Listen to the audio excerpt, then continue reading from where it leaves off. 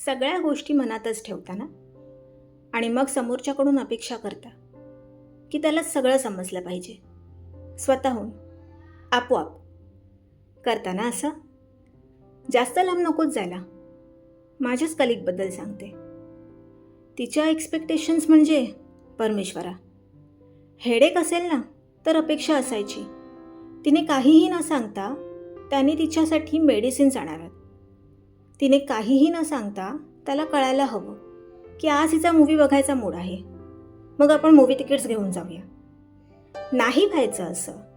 मी कितीदा तिला समजवण्याचा प्रयत्न केला की बाई तू सांगितलंयस का त्याला तुला काय वाटतं, तुला काय हवंय, मग त्याला कसं समजणार.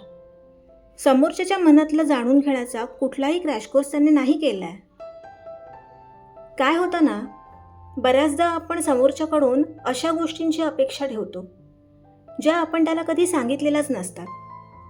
म्हणजे त्याने स्वतःहून विचारावं की काय झालं, काही बिनसलंय का, किंवा तिने स्वतःहून सगळं लक्षात ठेवावं. आपण अपसेट आहोत हे त्यांना आपोआप समजावं.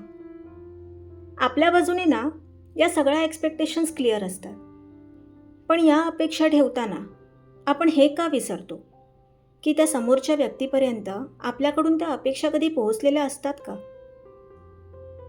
आणि मग जेव्हा तो एखादी गोष्ट विसरतो किंवा एखाद दिवशी ती अपेक्षेप्रमाणे वागत नाही, तेव्हा प्रायोरिटी, अटॅचमेंट यासारखे भारी वर्ड्स आपल्याला आठवतात. म्हणजे ही माझी इतकी जवळची फ्रेंड आणि इतकी साधी गोष्टसुद्धा हिला लक्षात ठेवता येत नाही. किंवा मग अरे गेले 2 वर्ष आम्ही रिलेशनशिपमध्ये आहोत, पण माझ्या मनातलं याला काहीच कसं कळत नाही. पण तुम्हाला सांगू का, इथे प्रश्न प्रेमाचा किंवा प्रायोरिटीजचा नसतोच.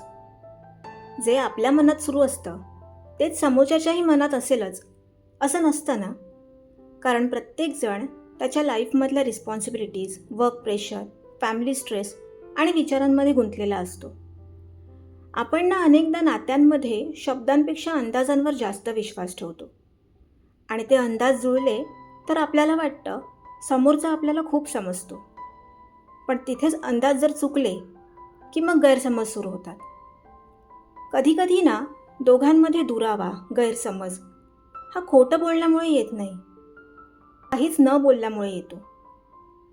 आणि वेळ निघून गेल्यावर एक गोष्ट समजायला लागते की प्रत्येक वेळी समोरच्याने आपलं मन वाचावं ही अपेक्षा ठेवण्यापेक्षा आपलं मन मनमोकळेपणाने व्यक्त करता येणं जास्त महत्त्वाचं असतं.